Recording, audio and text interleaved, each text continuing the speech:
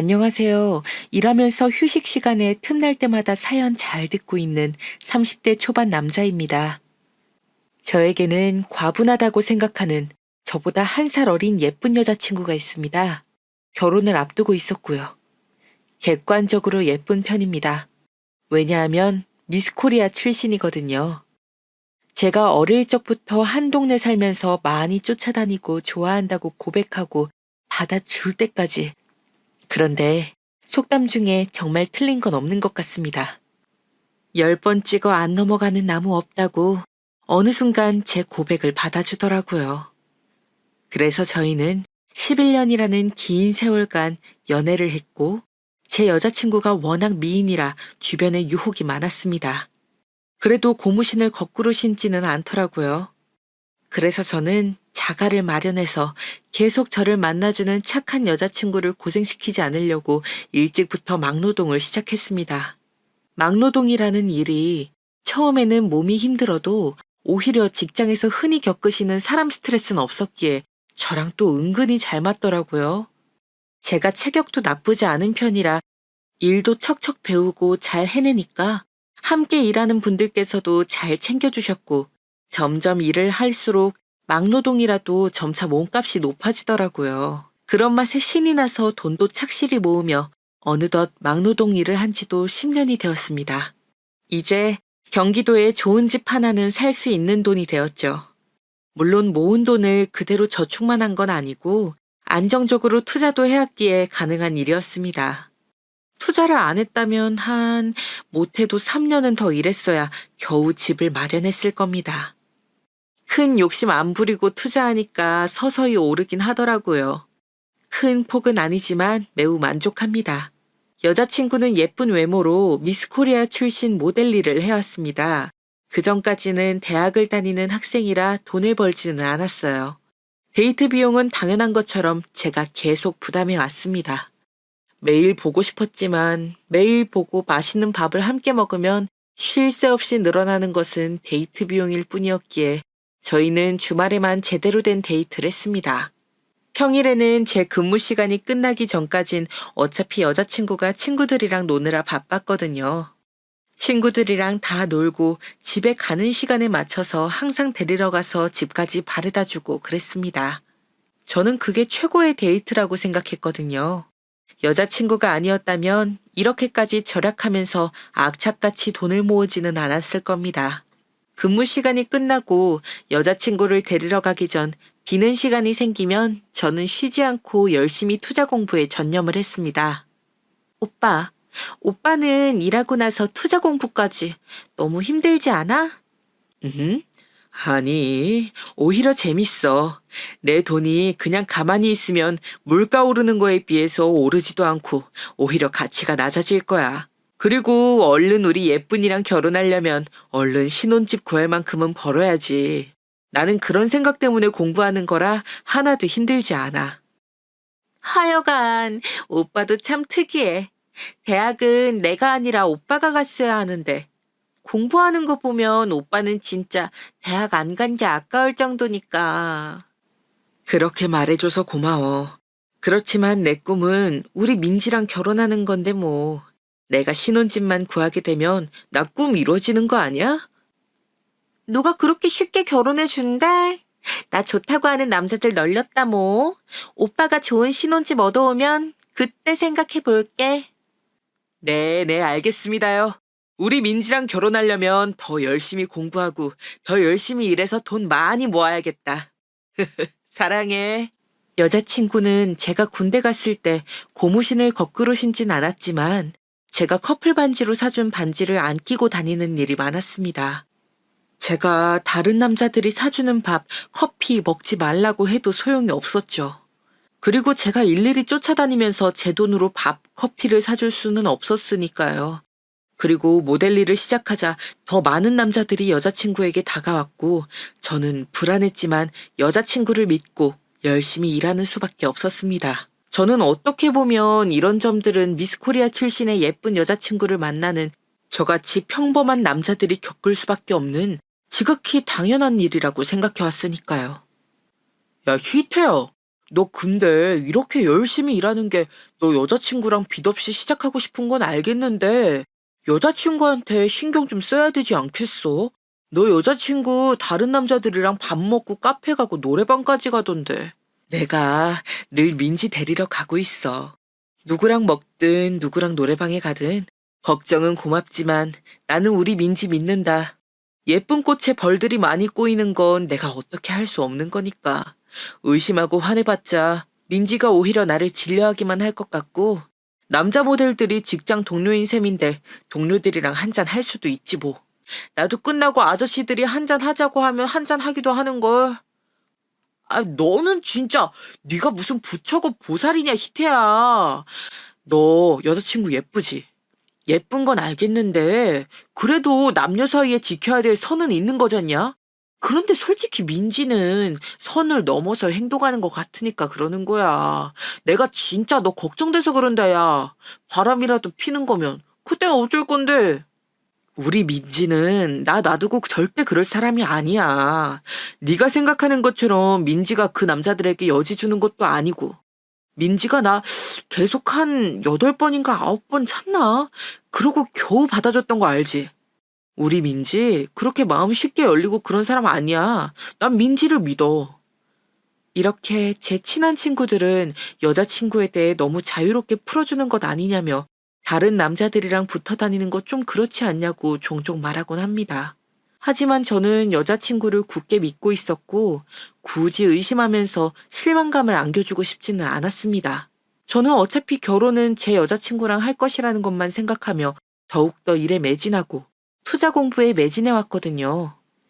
그렇게 10년이 지나 드디어 만난 지 11년이 되는 해에 저는 정식으로 여자친구에게 프로포즈를 했습니다. 드디어 우리 민지에게 프로포즈를 하는 날이 오네. 그동안 나처럼 평범한 사람 11년 동안 좋아해주고 만나주고 행복을 주어서 너무 고마워. 그래서 우리 민지 이제 고생 안 시키려고 경기도에 좋은 집을 구했어. 우리 신혼집이야. 앞으로 행복하게 나랑 계속 함께 할 거지? 나랑 결혼해줘, 민지야. 아, 나 너무 좋아, 오빠.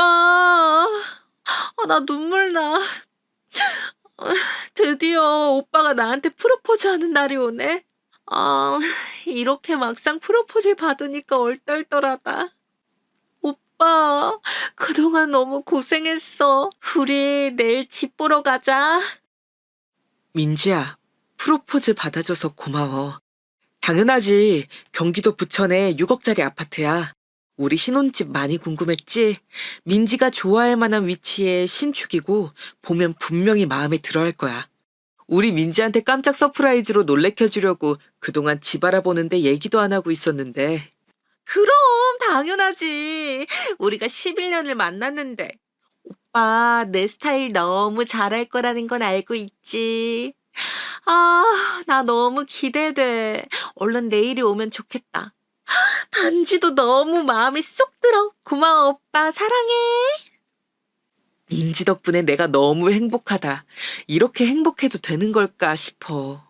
정말 고마워, 민지야. 오늘은 일찍 들어가서 자고 내일 보자. 내일은 일 안 한다고 해놓을게. 응, 나도 내일 다행히 촬영이 없어서 갈 수 있을 것 같아.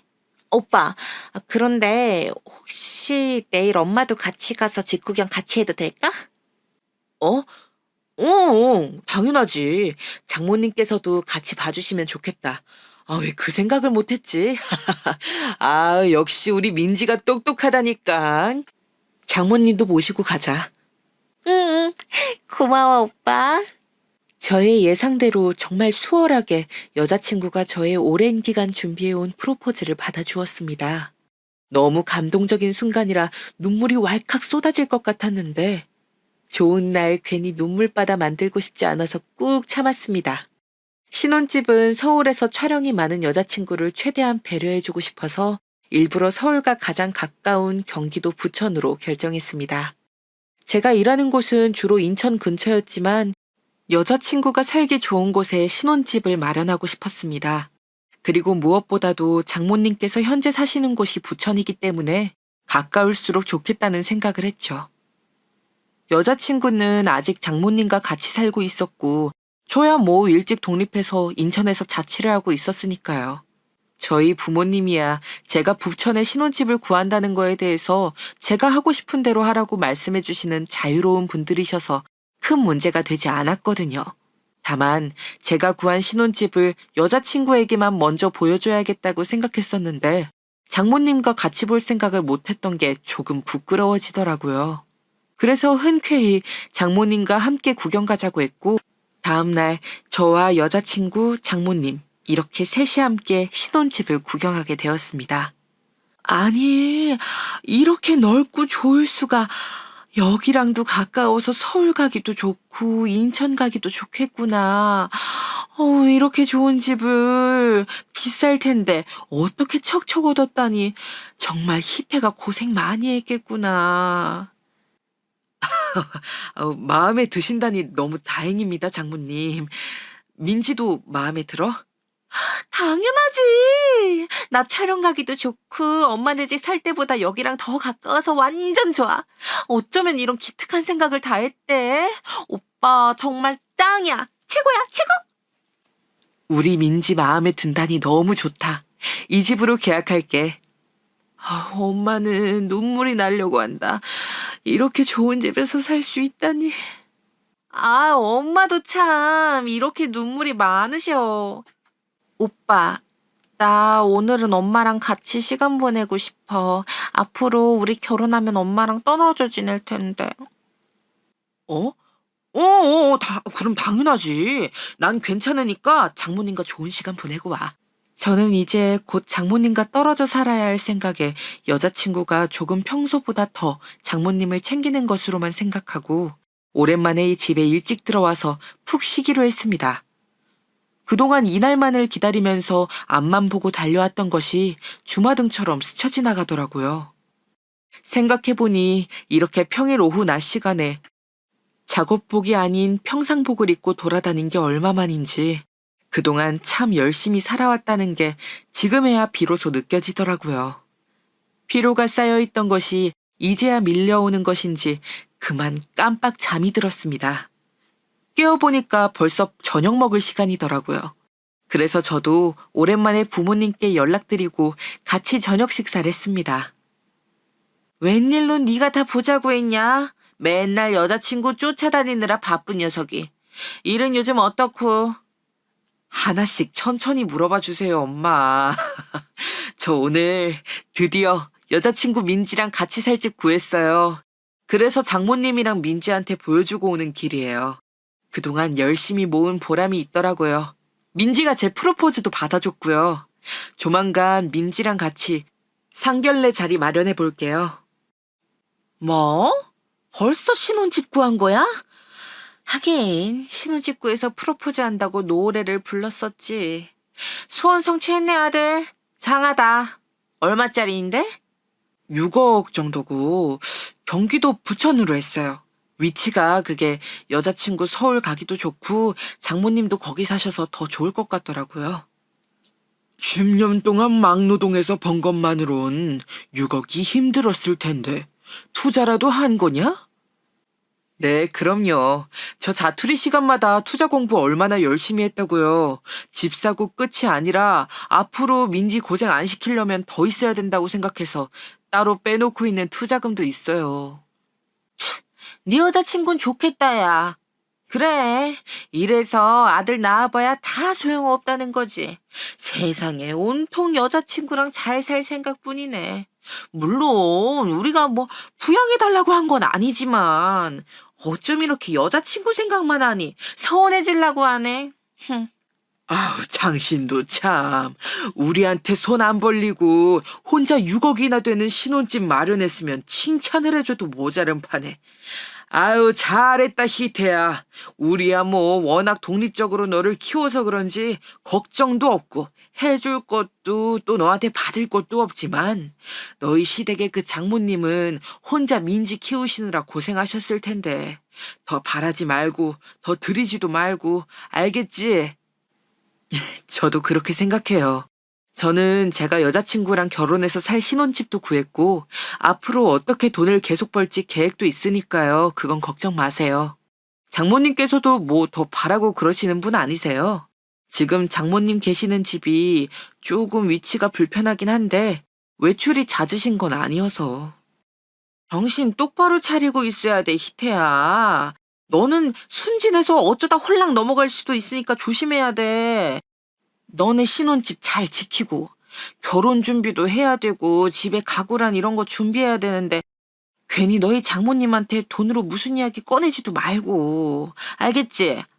아우, 내가 너 너무 후같이 살까 봐 걱정돼서 그런다. 에이, 엄마. 걱정도 팔자셔요. 저희 장모님 그런 분 아니시라니까 그러네.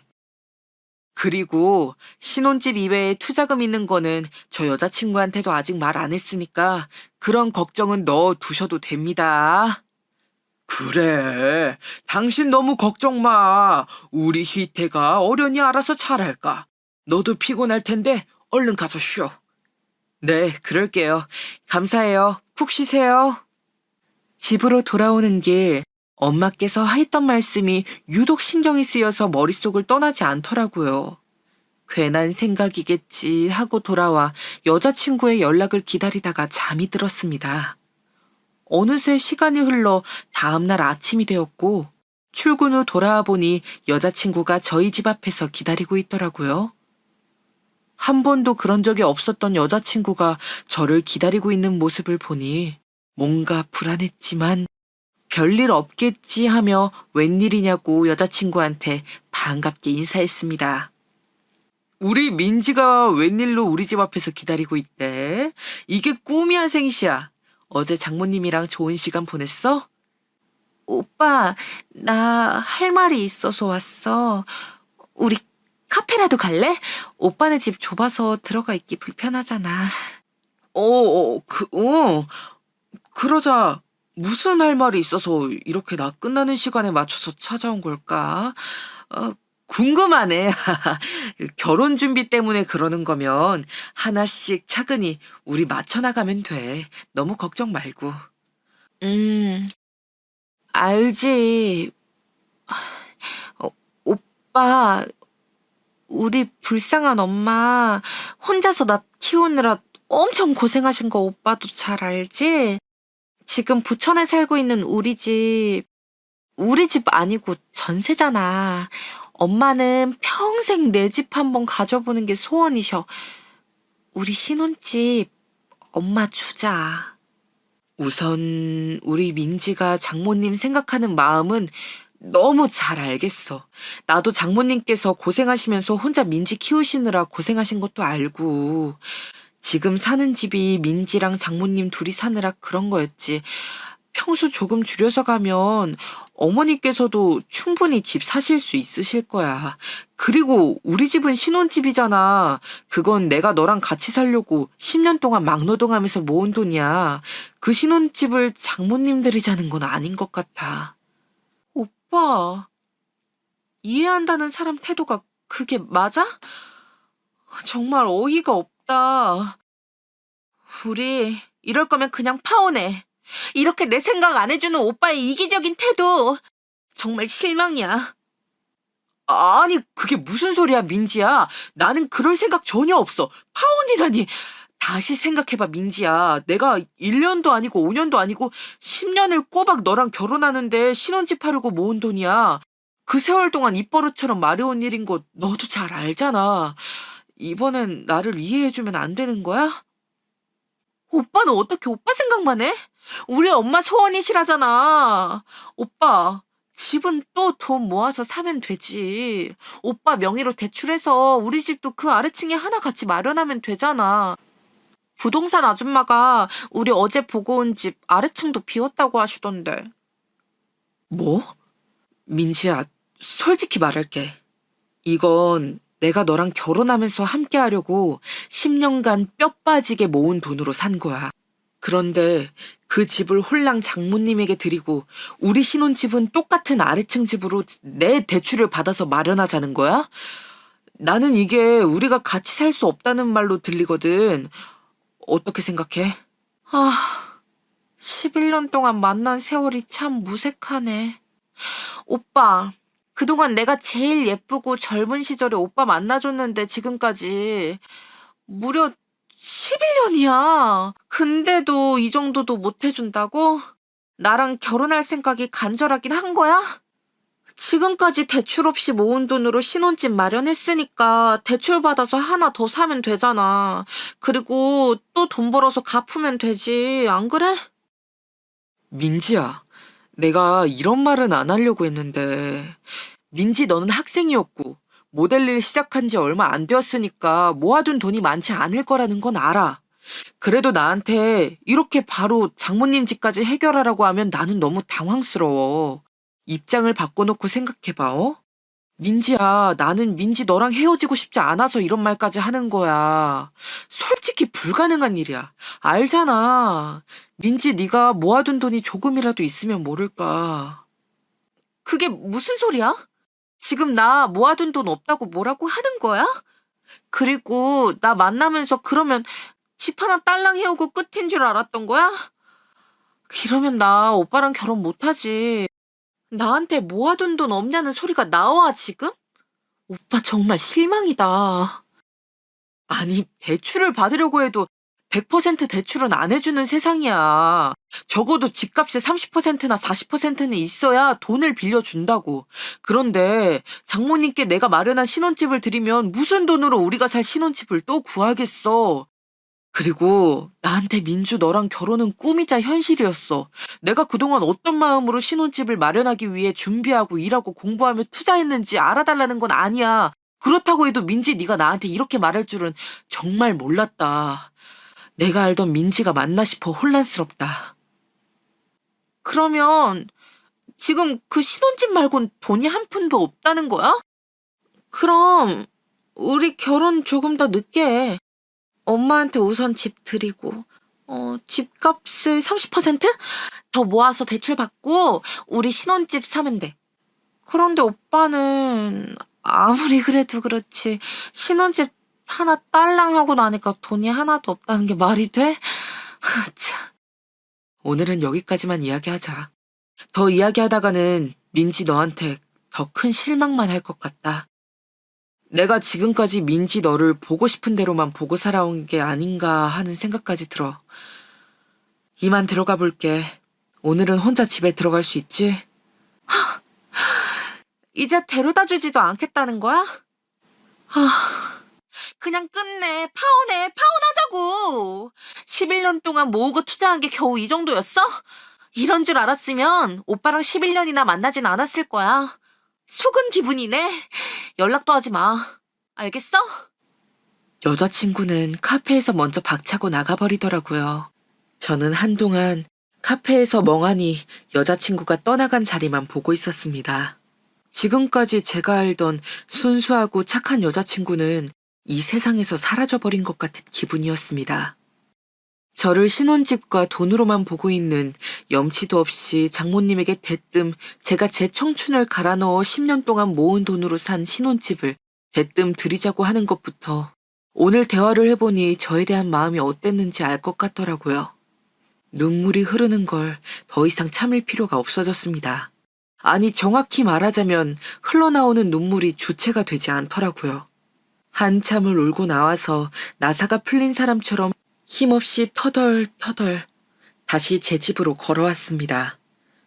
그동안 여자친구가 저를 돈으로만 봐왔다는 사실에 적지 않은 충격이었죠. 세상을 잃은 느낌이었습니다. 저는 한순간에 꿈과 희망을 모두 잃어버렸으니까요. 여자친구와 결혼하겠다는 꿈, 그리고 신혼집에서 행복하게 살겠다는 희망, 모두 부서져 버렸죠. 그렇게 방 안에 틀어박혀 다시 하염없이 울고 있는데 친구에게 연락이 왔습니다. 자초지종을 말했더니 친구가 보자고 하더군요. 휘태야, 좀 괜찮냐? 지금이라도 알아서 다행이지. 너 그대로 결혼했으면 어쩔 뻔했냐. 걸어다니는 ATM 기계 되는 거야. 돈 달라고 하면 돈 줘야 하는. 너 그렇게 호구처럼 살고 싶은 거 아니잖아. 조상신이 도운 거라고 생각하자. 네가 그렇게 얼굴을 죽상하라고 앉아있으니까 힘내라는 말도 못하겠다, 야. 나 민지 하나만 보고 여기까지 달려왔어. 그런데 민지가 그런 민지가 나한테 원했던 건 겨우 돈과 신혼집이었다니. 날 한 번이라도 제대로 남자친구라고 생각한 적은 있었을까? 결혼을 약속했던 사이가 많다면 어떻게 나한테 이럴 수 있을까? 난 아직도 이 상황이 믿기지가 않아. 민지가 나한테 그렇게 했다는 게. 희태, 너는 그래서 내가 민지 너무 풀어주는 거 아니냐고 했었지 않냐? 아이고, 진짜. 나도 민지 걔가 그 정도일지는 몰랐지. 솔직히 10년 동안 그렇게 막노동해서 돈 버는 게 쉬운 것도 아니고, 그걸 홀랑 장모님한테 주자고 한 건 진짜 너를 돈 그 이상 이하로도 안 본 거잖아. 이제 정신을 차릴 때가 되었다. 사실 나뿐만이 아니라 다른 애들도 다 너한테 민지 걔 계속 만나는 거 안 힘드냐고 막 그랬었잖아. 나는 우리 민지가 세상에서 제일 예쁘고 세상에서 제일 좋았고 세상에서 평생 같이 하고 싶은 사람이었단 말이야. 나보다 더 잘생긴 놈들이나 돈 많은 놈이 와도 바로 넘어가지 않는 민지를 믿었어. 근데 그게 다 돈 때문이었다니. 돈이 뭐라고 사람을 이렇게 비참하게 하냐. 희태야, 너 근데 진짜 신혼집 구하고 끝인 거냐? 아니지 않아? 그래도 네가 완전 멍청한 호구는 아닌 게 돈 더 있다고 말했어 봐라. 민지 그게 본성 드러냈겠어? 절대 아니지. 맞아. 나도 그렇게 나오는 민지 앞에서 나한테 돈이 더 있다는 말을 하는 게 결코 도움이 안 된다는 생각을 했어. 민지가 먼저 파혼하자고 했는데 나야 오히려 고마운 일이라는 걸 이제는 좀 알았거든. 친구와 같이 이야기하고 있는데 갑자기 다른 친구에게서 전화가 오더군요. 제가 아직 여자친구와 파혼하기로 한 걸 모르는 친구가 전화로 말해준 내용에 저는 그만 실성을 하고 말았습니다.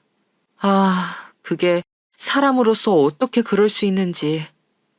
제가 사귀어왔던 여자친구가 정말 이 정도밖에 안 되는 사람인지 믿고 싶지가 않아지더라고요. 차라리 제 친구가 잘못 본 거였으면 좋겠다는 생각이 들 정도였습니다. 전화로 연락한 친구가 말해준 내용은 바로 민지가 다른 남자와 팔짱을 끼고 비싼 레스토랑에 들어와서 밥을 먹고 있다는 내용이었습니다. 심지어 그 남자는 민지 허리에 손을 얹고 있었다고 하더라고요. 이렇게 바로 다른 사람을 만나는 게 가능한 건가요? 여러분이 저라면 어떤 감정일지 상상해 보세요. 피가 거꾸로 쏟고 딱 미칠 것 같은 느낌이더라고요. 저는 당장 그 레스토랑으로 향했습니다. 이제는 눈물도 나지 않더라고요. 당장 달려가서 네가 사람이냐며 외치고 싶었습니다. 저에 대한 최소한의 예의도 없는 거냐며 말이죠. 가서 눈앞의 광경을 보니 오늘 처음 본 사이가 아닌 겁니다. 가까이 다가가서 앞에 상대에게 양해를 구하고 여자친구를 끌고 나왔습니다. 아직 끝난 사이 아니라고 잠시 이야기하고 오겠다고 말이죠.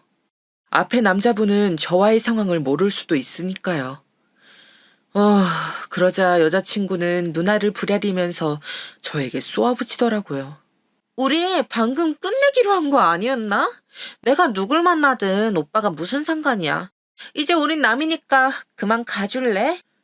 우리 네 말대로 오늘 파혼 이야기 처음 꺼낸 거야. 어제까지만 해도 우리 결혼하기로 한 사이였다고. 그동안 내가 아무 말 안 하고 널 믿은 결과가 고작 이거인 거니? 평소에 나 몰래 그냥 밥만 먹은 게 아니라 다른 남자들이랑 데이트를 하고 있었어? 어떻게 네가 나한테 그럴 수가 있어? 친구들이 다 네가 다른 남자들이랑 밥 먹고 커피 마시고 같이 다녀도 괜찮냐고 물을 때마다 나는 너 믿으니까 괜찮다고 말해왔어. 그런 내가 너무 바보 같고 한심스럽다. 그러면 이게 내 잘못이라는 거야? 뭐 이미 어찌되었든 오빠 마음이 어떻든 나랑은 이제 상관없는 일이잖아, 안 그래? 우린 끝난 사이야. 오빠 뭘 이렇게 찾아와서 구질구질하게 그래. 저 사람은 잘생기기라도 했지. 오빠는 돈도 없고 신혼집 겨우 하나 구해와 놓고 우리 엄마한테 주는 게 그렇게 억울하니? 여자친구의 반응을 보니 마지막 가지고 있었던 여자친구에 대한 인간에마저 사라질 지경이더라고요. 그래서 굳이 이야기하지 않으려고 했던 제 남은 투자금에 대한 이야기도 꺼내게 되었습니다. 본인의 선택에 대한 기회비용은 정확히 알아야 앞으로 살아갈 인생에 조금이라도 도움이 될 테니까요. 아마 본인이 놓친, 본인이 절대 벌 수 없는 그 5억이라는 숫자를 듣고 난다면 아마 땅을 치고 후회하지 않을까요? 제 마음은 이미 얼음처럼 차가워져서 더 이상 여자친구가 무슨 말을 하든 넘어가지 않을 자신이 있었기에 망설임 없이 입을 열었습니다. 그래, 이제 네 마음 완전히 다 알았어. 오히려 민지 네가 먼저 끝내줘서 이제 고마울 정도야. 내가 한 투자 공부 꽤 성공적이었거든. 절대 한 번에 몰아치지 않고 더 큰 수를 봐야지 손실을 줄일 수 있다는 투자 전략이 너와 나 사이에서도 적용될 거라곤. 씁쓸하긴 하지만 사실이니까 말해줘야겠네. 신혼집 한 채를 제외하고도 나한테 5억이 더 투자금으로 남아있어. 그건 민지 너와 결혼하면서 돈 걱정 안 하게 해주기 위한 투자금으로 계속 불려서 우리의 자산이 되게 하려고 했지. 그래서 먼저 이야기 안 했던 거야. 하지만 네가 본 모습을 드러내준 덕분에 이렇게 바로 알게 됐네. 뭐? 그게 정말이야? 거짓말이지? 말도 안 돼. 그러면 왜 이제야 말해준 건데 투자를 그렇게나 잘해왔단 말이야? 그래. 그런데 이제는 너와는 전혀 상관없는 일이 되어버렸네. 가던 길 마저 갈게. 너도 잘 살아라. 이대로 가면 어떻게 하자는 건데? 나한테 왜 이래 정말? 오빠, 잠시만 그거 사실이면 우리 다시 이야기해야지. 어디 가는 건데? 가지 마. 멈추라고. 여자친구는 개거품을 물며 쫓아왔지만 저는 바로 택시를 타고 저희 집으로 돌아왔습니다. 예상은 했지만 정말 예상대로 여자친구에게 숨겨둔 자산에 대해 이야기하자마자 태도가 돌변하는 모습을 보니 정말 씁쓸하더라고요. 저는 그동안 무엇을 위해 지금까지 쉬지 않고 달려왔던 걸까요? 목표를 한순간에 잃어버리고 나니 저는 갈 길을 잃고 정처 없이 떠도는 드넓은 태평양 위 떠있는 돛담배와 같았습니다. 여자친구에게 계속 연락이 왔지만 차단을 했고 급기야 집에까지 찾아오더라고요. 저는 문을 열어주지 않았고 시끄럽게 문을 두드리며 아악 소리를 내는 여자친구를 더 이상 놔둘 수가 없어서 경찰에 신고까지 했습니다. 경찰입니다. 소음 신고가 들어와서요. 남의 집 앞에서 뭐 하시는 겁니까? 같이 서로 좀 가주시죠. 뭐라는 거야? 오빠, 나와. 나 민지야. 내가 문 앞에 와 있는데 끝까지 안 여는 거야?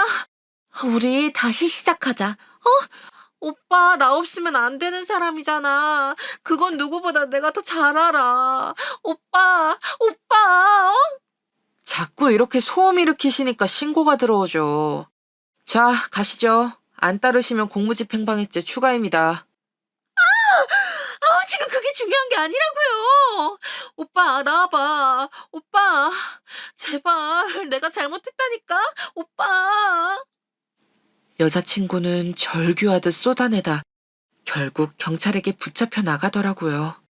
지금 마주해봤자 서로 좋을 것도 없고 제가 가진 패를 모두 까버린 이 상황에서 여자친구의 파렴치한 속내를 알고도 여자친구와 함께한다면 정말 제가 걸어다니는 ATM이 되는 거겠죠? 평생 ATM으로 살면 제 인생이 너무 불쌍하잖아요. 여러분이 저라면 어떻게 하셨을 것 같으신가요? 경찰은 조금 심했나요? 나가서 달래주는 것도 한계가 있다고 생각했는데 또 사실 막상 얼굴을 보고 나면 괜히 마음이 약해질 수도 있을 것 같고 그래서 그렇게 했던 건데 여자친구는 정말 끈질기게 쫓아와서 저를 괴롭히더라고요. 그래서 저는 부모님 사는 곳과 가까운 곳에 새 집을 구했습니다.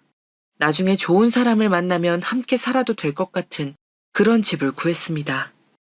여자친구와 결혼하기 위해 돈을 빨리 모으려고 살고 있었던 지금 고시원은 정리하고 말이죠.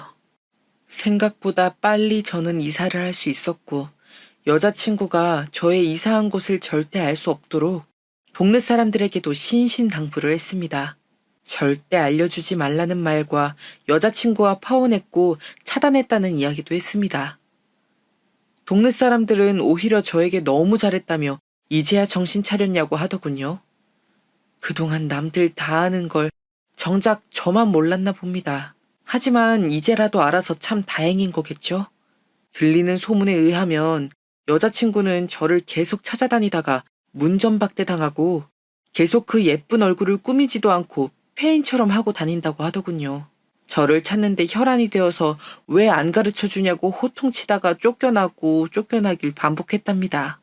빨리 이사를 해서 다행이죠. 안 그랬으면 그 꼴을 보고 올 뻔했습니다. 당연히 아쉽고 안타깝겠죠.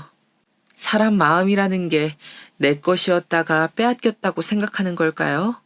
제가 뼈 빠지게 모아온 돈으로 산 신혼집을 그냥 공짜로 본인 어머니에게 줄 생각을 하고 또 그게 끝이 아니라 제가 더 돈이 있었다는 걸 알고 나니 얼마나 배가 아팠을까요? 사람이 폐인이 되는 건 정말 한순간인 것 같습니다. 저는 이 일을 겪으면서 여자의 외모보다는 마음씨, 그 사람의 됨됨이가 훨씬 중요하다는 것을 뼈저리게 깨닫게 되었습니다. 그리고 한동안은 여자 보기를 돌같이 했죠. 그 상처와 트라우마가 생각보다 깊어서인지 한동안 여자분들에게 눈길조차 가지 않았습니다. 상처받는 건 언제나 힘이 드는 일 같습니다. 아물 때까지 시간이 걸리죠. 그래도 착하게 살다 보니 하늘에서 저에게 정말 천사 같은 분을 만나게 해주시더라고요. 여자친구랑 데이트하느라 주말 동안 투자 공부할 시간이 없었는데 혼자가 되고 나니 시간이 더 많아졌더라고요. 그래서 본격적으로 공부를 하고 싶어서 투자 스터디 모임에 가입하게 되었습니다. 그 투자 모임에서 저처럼 20대 초반부터 직장에서 일하며 돈을 모아 투자를 계속 해내고 계신 분이 있더라고요. 그분은 모은 돈으로 계속 재투자를 하는데 관심이 있었고 혼자서 투자 공부를 하면서 계속 실행해 오다가 이번에 저처럼 투자를 더 전문적으로 하고 싶어서 뜻이 맞는 사람들끼리 모여서 공부할 수 있는 투자 모임에 참여하게 된 것이었습니다. 안녕하세요, 희태 씨. 또 우연히 만났네요. 스터디에서 보고 벌써 동네에서 마주친 게 3번째인가요? 네, 나이 씨 반가워요. 다른 분들은 같은 동네여도 마주친 적이 없는데 신기하네요. 저랑 동선이 많이 겹치다니. 카페 가는 길이신 건가요? 네, 맞아요. 만난 김에 같이 커피 한잔 할래요? 집에서 투자 공부 혼자 하려다가 조금 무료한 것 같아서 산책도 하고 바람도 쐴 겸 카페 가서 하려고 그랬거든요.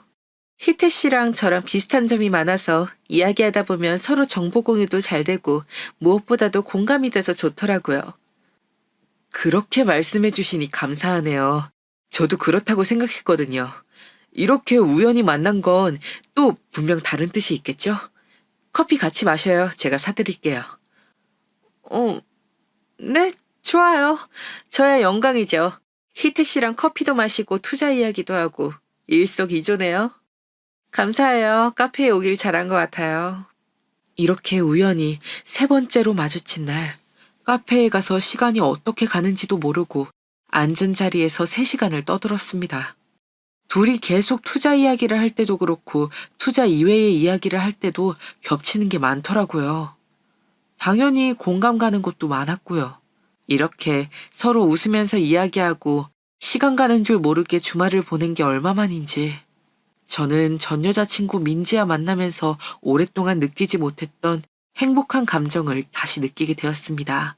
그래서 주저하지 않고 바로 투자 모임에서 만난 여자분과 앞으로 가까운 사이로 계속 알아가 보고 싶다고 고백을 했습니다.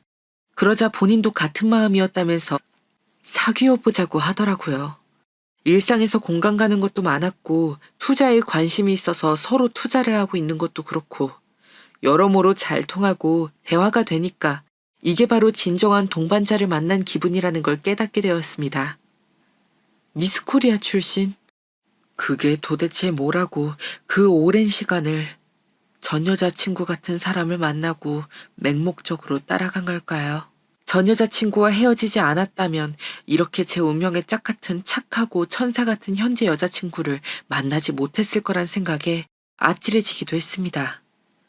제가 제 인생에서 나희 씨를 만난 건 가장 큰 행운이라고 생각합니다. 나희 씨랑 있으면 정말 시간 가는 줄을 모르겠어요. 이렇게 말이 잘 통하고 공감이 잘 되는 사람은 처음입니다. 저는 비록 우리가 만난 지 6개월밖에 안 되었지만 제 인생의 동반자가 되고 싶은 사람이라고 감히 생각하고 있습니다. 저랑 생각이 같네요. 희태 씨, 먼저 말해줘서 고마워요. 이런 감이 없지 않아 있지만 투자처럼 좋은 종목에는 과감히 투자할 줄도 알아야 크게 성장할 수 있는 법이겠죠? 저도 희태 씨와 남은 인생을 한평생 같이 한다면 지금보다 더 행복하게 잘 살 수 있을 거란 생각이 들어요. 이렇게 벅차오르는 감정은 처음이에요. 사랑합니다, 나희 씨. 앞으로도 우리 서로 성장하는 인생의 동반자로 서로 아껴주고 하하호 웃으며 행복하게 살아요. 정말 고마워요. 나희 씨랑 만나면서 든 생각은 정말 착실하게 살기를 잘했다는 겁니다. 저한테 이런 확신을 주셔서 너무 감사해요.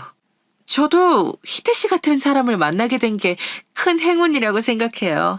사실 선을 봐도 소개를 받아도 투자에 대해 전혀 모르는 사람들이 많았고 관심사가 다르니까 자연스럽게 멀어지더라고요. 아니, 정확히 말하면 가까워지고 싶은 생각이 잘 안 들었죠. 상대방들도 다 같은 생각이었나 봐요. 잘 되는 일이 없었죠. 그래서 포기하고 혼자 살면서 투자나 열심히 해볼까 그런 생각을 하기도 했어요. 그러다 저에게 희태 씨가 나타난 거죠. 제가 찾아오던 바로 그런 사람이었어요.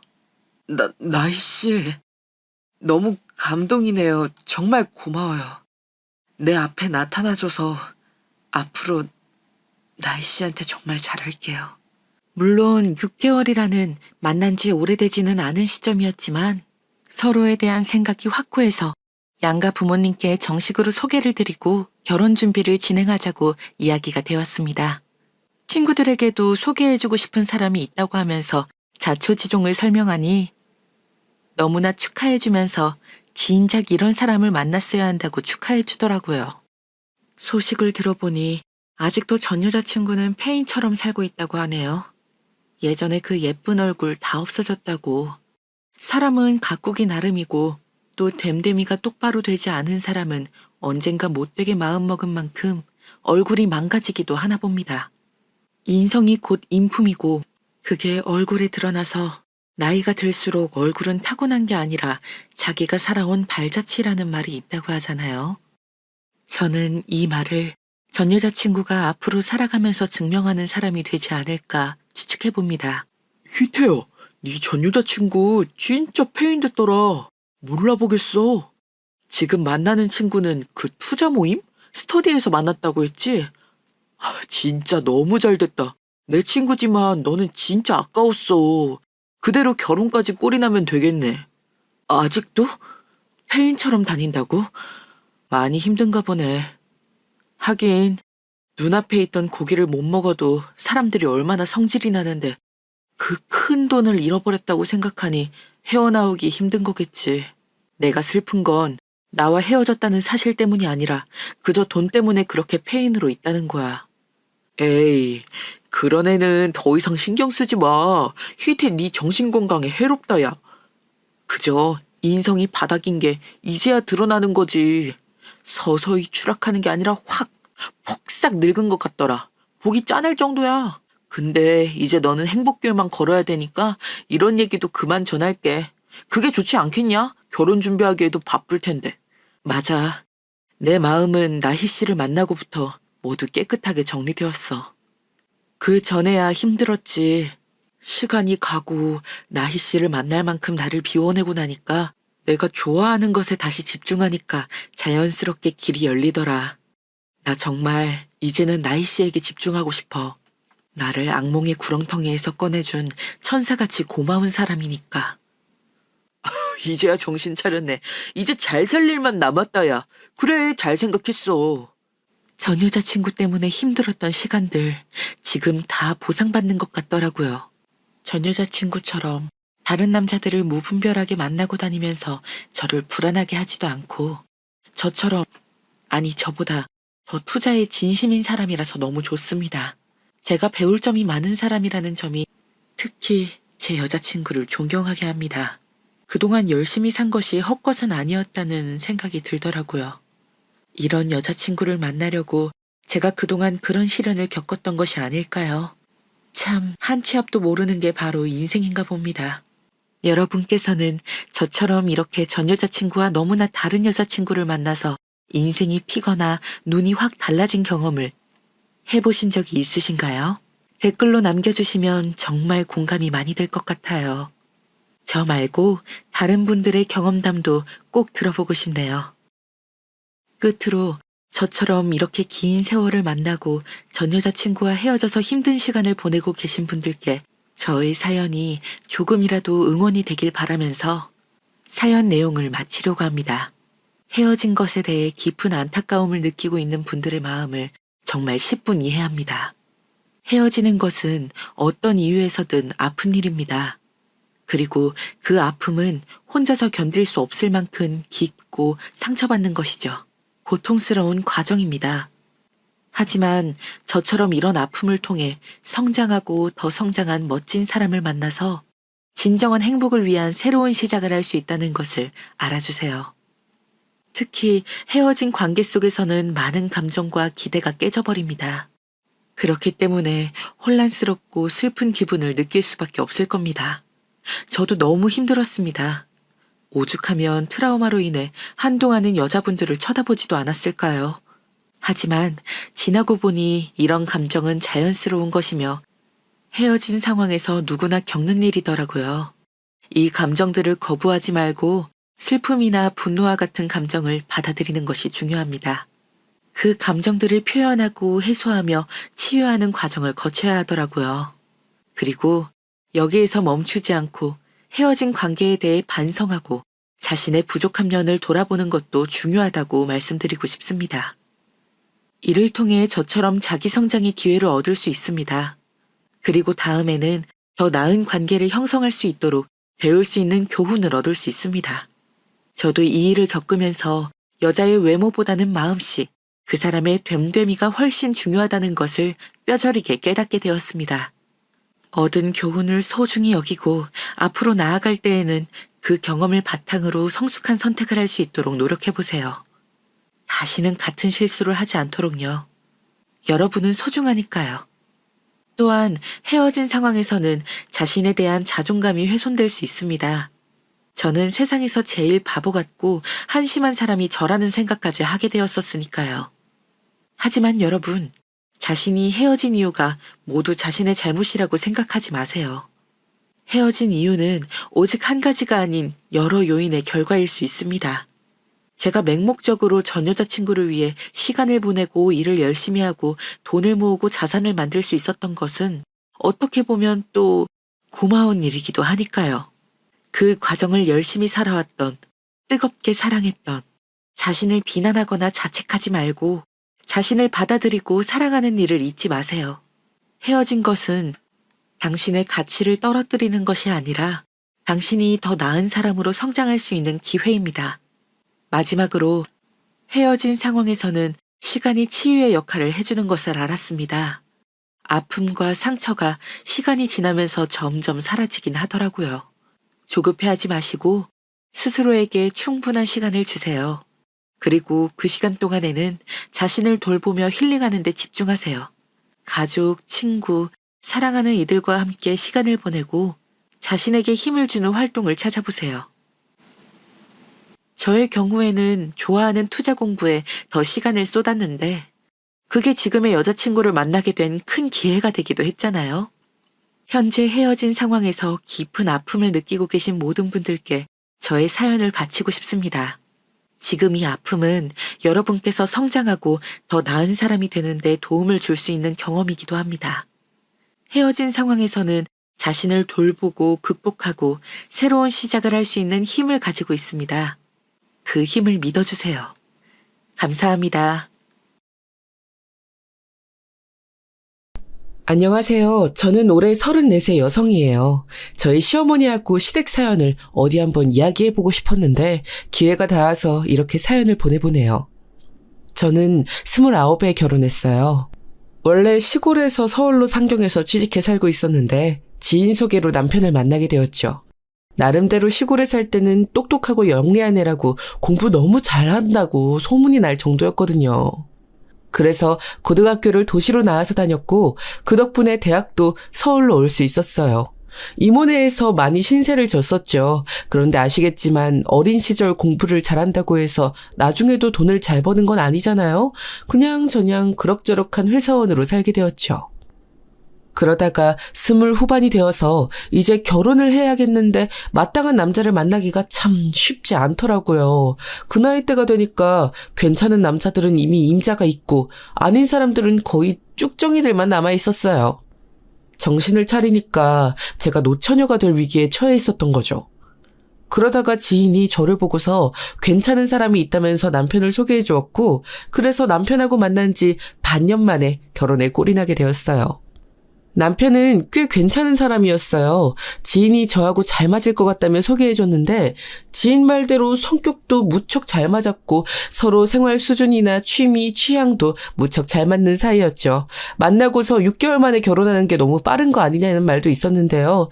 사실 어차피 결혼할 사람은 만나면 다 알게 되더라고요.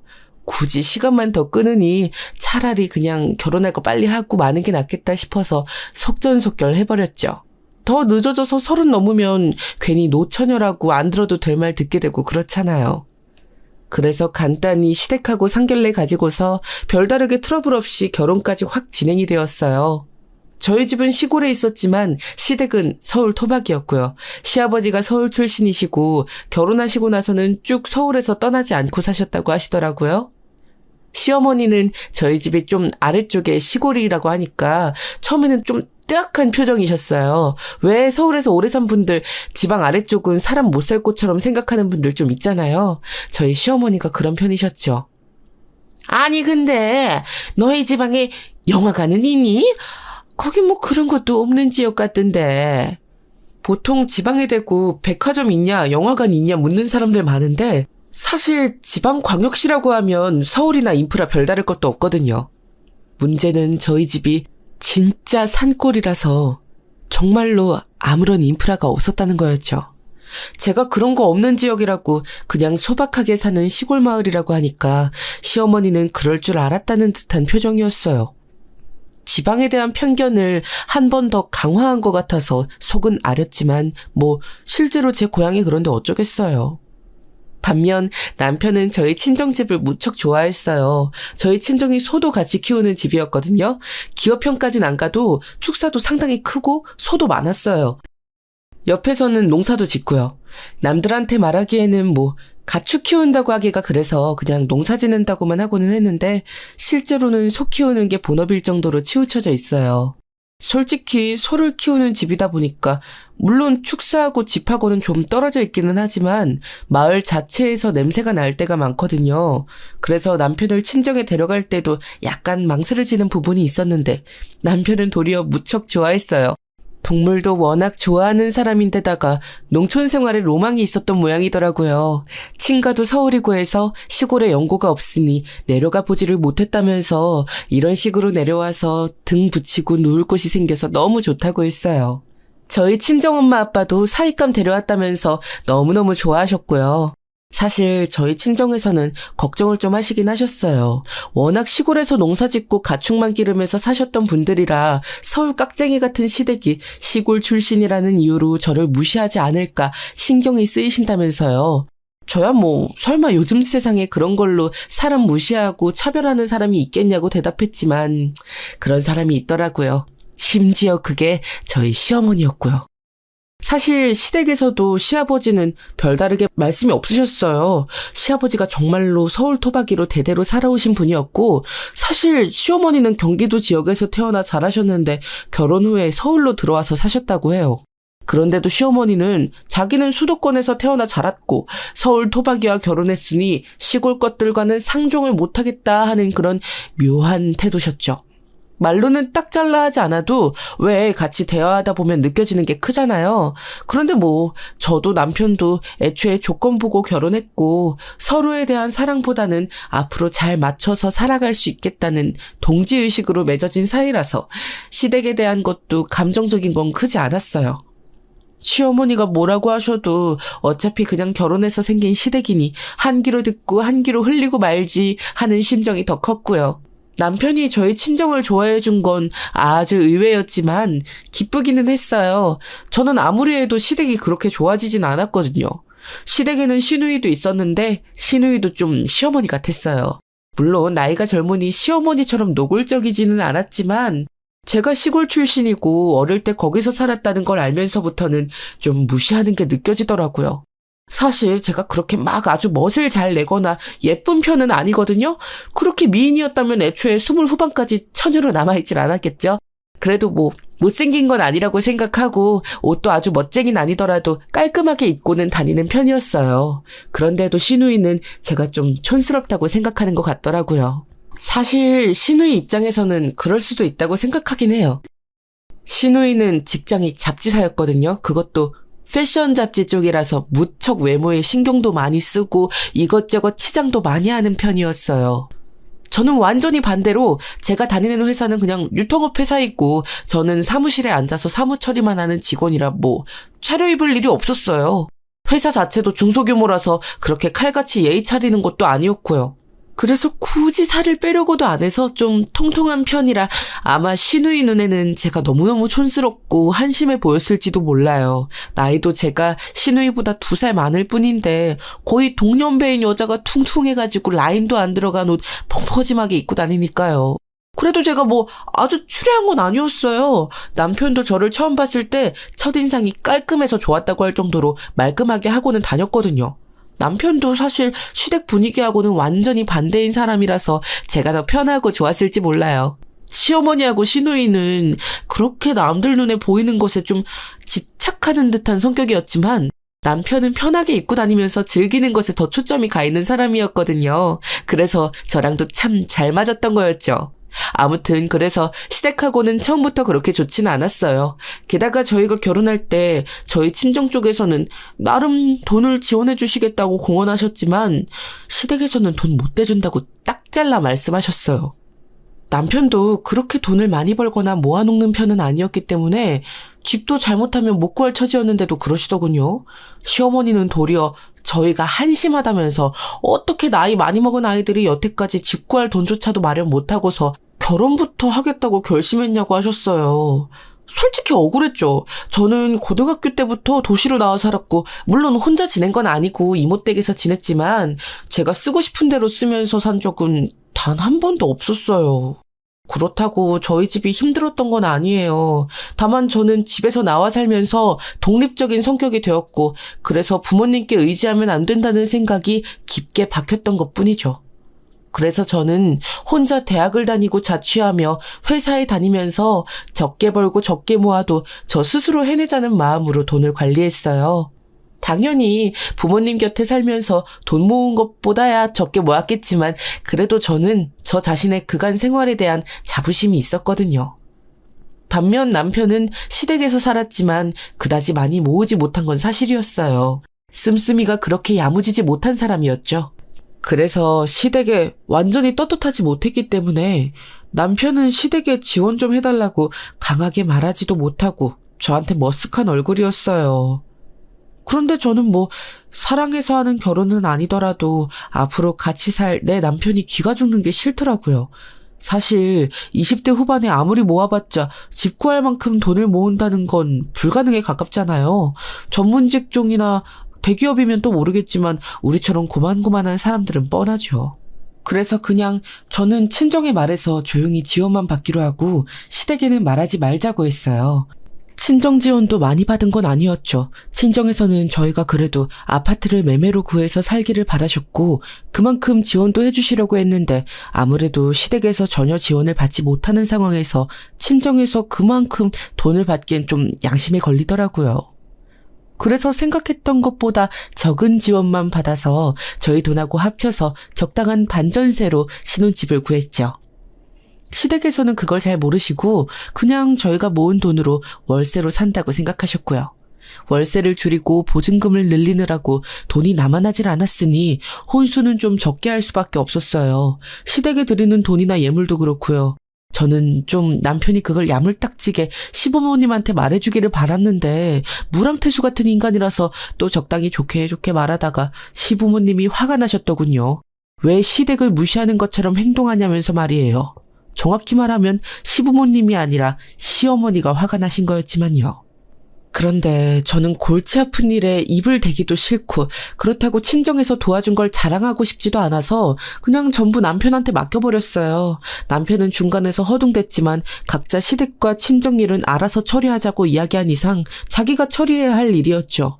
남편은 시댁에서 열심히 설득했지만 결국 시어머니는 납득을 못하셨고 그대로 저한테 앙금이 쌓인 채로 감정이 남아버린 거였죠. 게다가 나중에 알고 봤더니 남편은 저희 친정이 시골에 계신 분들이라 서울하고 예의가 달라서 이런 걸 그리 중요하게 여기지 않으신다고 말했던 모양이더라고요.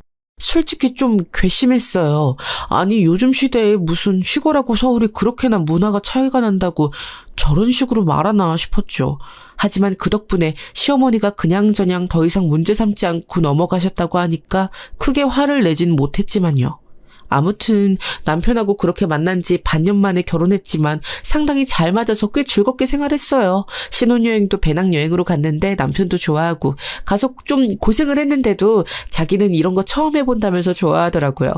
시어머니가 여행이나 이런 걸 가면 꼭 호텔도 좋은 곳에서 자고 어디 관광지는 꼭 가서 사진 찍어야 하고 먹는 것도 최상급으로 먹어야 하고 이런 걸 고집하셔서 남편이 여행을 간다고 해도 꼭 그렇게 가야 한다고 고집을 피우셨다더라고요. 아니 성인 남자가 그냥 어머니 잔소리 정도는 무시하고 가도 되지 않냐고 했더니 자기가 마음이 약해서 그게 또 안 되더라며.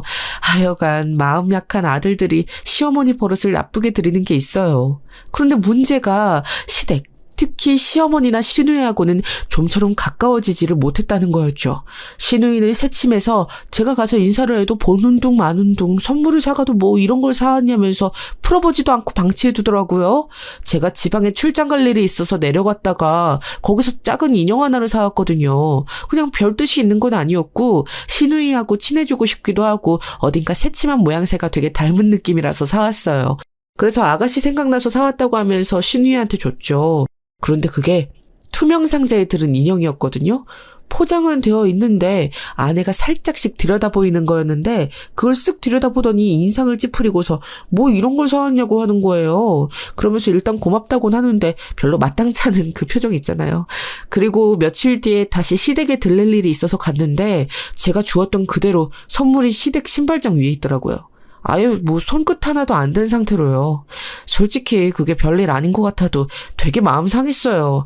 아니 제가 그래도 좀 친해져 보겠다고 같이 앞으로 가족으로 잘 살아보자는 뜻이 담긴 의미에서 이것저것 사다 준 게 좀 되거든요. 비단 그 인형뿐만이 아니라요. 하지만 시누이는 그걸 받을 때마다 좀 떨떠름한 얼굴이었는데 지금 이 인형처럼 다 방치해두었을 확률이 높은 거잖아요. 인형 풀어보지도 않고 놔둔 게 운 나쁘게 제 눈에 띄었을 뿐이죠. 그때 어찌나 마음이 상했던지 그 이후로는 시누이한테 뭘 사다 줄 생각이 안 났어요. 신혼 때는 시댁에 2주일에 한 번씩 가서 저녁을 먹고는 했는데 시누이가 같이 앉아서 홈쇼핑을 보던 중에 그러더군요. 나 저런 색은 너무 촌스러워서 싫더라. 니트 반송 중이었는데 좀 쨍한 핑크색이었어요. 그런데 그 색이 그냥 보기엔 촌스러울 수 있어도 입어보면 얼굴 혈색 되게 살거든요. 그리고 결정적으로 제가 시누이한테 하나 사다 줬던 상의 색깔이기도 했고요. 분명히 제가 줬던 선물 저격하는 것 같아서 제 표정이 저도 모르게 굳었는데 시누이가 그러는 거예요. 저거 말고 저런 색이 낫죠. 저거 카키색이나 차라리 검은색. 시누이는 저를 툭툭 치면서 저더러 들으라는 듯이 말하더군요. 솔직히 어이가 없었어요. 그때쯤에는 제가 시누이한테 작게 선물하던 걸 그만둔 지가 몇 달 된 시점이었는데 저한테 저런 옷을 사달라고 하는 것 같아서 말이에요. 아니 자기 입맛에 안 맞는 선물만 했다고 해도 그렇지 그럼 차라리 바라지를 말든가 말이죠. 어찌나 꼴보기 싫던지. 그런데 문제는 이런 태도가 시누이뿐만이 아니라는 거였어요. 뭐 부전자전이라고 하잖아요. 시누이의 그런 성격이 시어머니한테서 정확하게 물려받은 거더라고요. 시어머니는 제가 뭘 어떻게 해도 트집을 잡으면서 못마땅해 하는 게 기본이었어요. 제가 시누이하고 친해지고 싶어서 그렇게 작은 선물들을 생각날 때마다 집어왔는데 솔직히 시어머니한테는 그보다 더했으면 더했지 덜하진 않았거든요. 처음부터 시어머니가 저를 그리 마땅찮게 생각하셨다는 것도 알지만 그래도 제가 평생 같이 살 남편의 어머니니까 잘 지내고 싶었어요. 요즘은 시댁하고 최대한 거리를 두는 며느리들이 많다지만 저는 시골 출신이라 그런지 가족 친지들끼리는 왕래 여러 번 하면서 가까이 사는 것이 제일 좋다고 여겼거든요. 사실 가족들끼리 친하게 잘 지내려면 나쁜 점보다 좋은 점이 훨씬 많아요. 어려울 때 도움도 받을 수 있고 또 상대방이 힘들면 내가 도와줄 수도 있고요. 그게 사는데 생각보다 아주 큰 장점이 될 수 있다는 걸 알아서 저는 가능하면 시댁 식구들하고도 잘 지내고 싶었죠. 뭐 알고 보면 나쁜 사람은 없다고들 하잖아요. 그런데 시어머니는 제가 아무래도 촌스럽다고 여기는 것 같더라고요. 애초에 출신이 시골이라서 시어머니 눈에 그렇게 보였나 봐요. 제가 회사나 친구들 사이에서 뭐 그렇게 센스 떨어진다고 취급을 받진 않거든요. 제가 굳이 입 열어서 제 친정집 이야기를 하지 않으면 시골 출신인 것도 다들 모르고요. 도리어 뭐 선물 살 때나 옷 살 때 저한테 묻는 경우가 많은 편인데 시어머니가 이런 식으로 나오시니까 저는 황당했었죠. 선입견이 그렇게 무서운 건가 봐요. 같이 옷을 사러 가도 하다못해 카페에 가서 음료 한 잔을 시켜도 저한테 좋은 소리를 안 하셨어요. 제가 좀 단 음료를 좋아하는 편인데 매번 가서 카페 모카나 아포가토를 시키면 시어머니가 안 좋은 눈초리로 보면서 그런 걸 먹으니까 살을 못 빼는 거라고 뭐라고 하셨죠. 물론 제가 항상 다이어트에 힘을 쓰고 있기는 했어요. 밥도 항상 현미밥으로 먹고 기름기 있는 고기는 좀 잘라내고 먹고 식단도 항상 채식 위주로 짜고요. 시어머니는 이런 식으로 짜는 제 식단도 사실 못마땅해 하셨었거든요. 남편은 고기를 먹어야 힘이 난다고 시어머니는 자기 아들한테 계속 풀만 먹이는 게 그렇게 싫으셨나 봐요. 사실 채식 위주의 식단이 얼마나 손이 많이 가는지 아마 주부분들은 다 아실 텐데요. 한식과 채식 위주의 식사는 하루 종일 채소를 손질하고 끓이고 다듬고 무쳐야 완성되는 거잖아요. 그런데 시어머니는 그것도 생각 안 하고 자기 귀한 아들 맛있는 고기 해줘야 힘도 나고 건강해지는데 며느리가 그것도 모르고 촌스럽게 된장국에 보리밥만 해댄다 이렇게 생각하셨던 거죠. 게다가 퉁퉁한 제가 살을 빼느라고 더 그런 식단을 유지하려고 한다고 말한 이후로부터는 아주 제가 다이어트에 목숨 건 애로 보이셨나 봐요. 그런데 그런 며느리가 카페에 갈 때마다 단 음료를 시키니까 그게 못마땅하셨던 거죠. 하지만 평상시에 언제나 채식 위주의 담백한 식단을 유지하고 있기 때문에 카페에 가서 시키는 단 음료 한 잔만 저한테 즐거움이었거든요. 저는 정말로 다른 살찔 만한 음식은 전혀 먹는 게 없었고 딱 며칠에 한 번 카페에 가서 달콤한 음료수를 즐기는 것밖에 없었어요. 그런데 시어머니 모시고 나가서 외출하면 카페에 안 갈 수도 없고 그렇다고 가서 맛없는 아메리카노를 시키자니 그건 너무 싫고 그런데 달콤한 메뉴를 시키면 시어머니가 짜증내면서 뭐라 하시고 이러니까 저도 스트레스가 쌓일 수밖에 없었죠. 그래도 시어머니하고 시간을 보내야겠다고 마음먹고서 모시고 나가는 건데 매번 그런 식이었으니까요. 친정에서는 제가 시집을 간 이후에 무척 못 믿어하셨어요. 물론 제가 집안에서는 아픈 손가락인 것도 있었죠. 공부 잘한다고 워낙 어린 시절에 집에서 떨어져서 이모댁에 가서 학교를 다녔으니까요. 그 이후에도 한 번도 집에 손 벌리지 않고 계속해서 제가 벌어서 살아왔으니 친정에서는 제가 결혼 후에 혹시라도 또 고생문이 열리지 않을지 노심초사하셨어요. 그러면서 참 이것저것 많이 챙겨서 시댁에 보내시려고 노력을 하셨죠. 소를 기르기 때문에 좋은 고기도 포장해서 보내시기도 하고 옆집 과수원에서 과일도 사다가 보내시기도 하고 참 여러 가지였어요. 그런데 제가 정말로 속상했던 건 시어머니가 선물 값어치를 따지면서 이건 좋고 이건 별로고 이걸 너무 적나라하게 말씀하셨던 거였어요.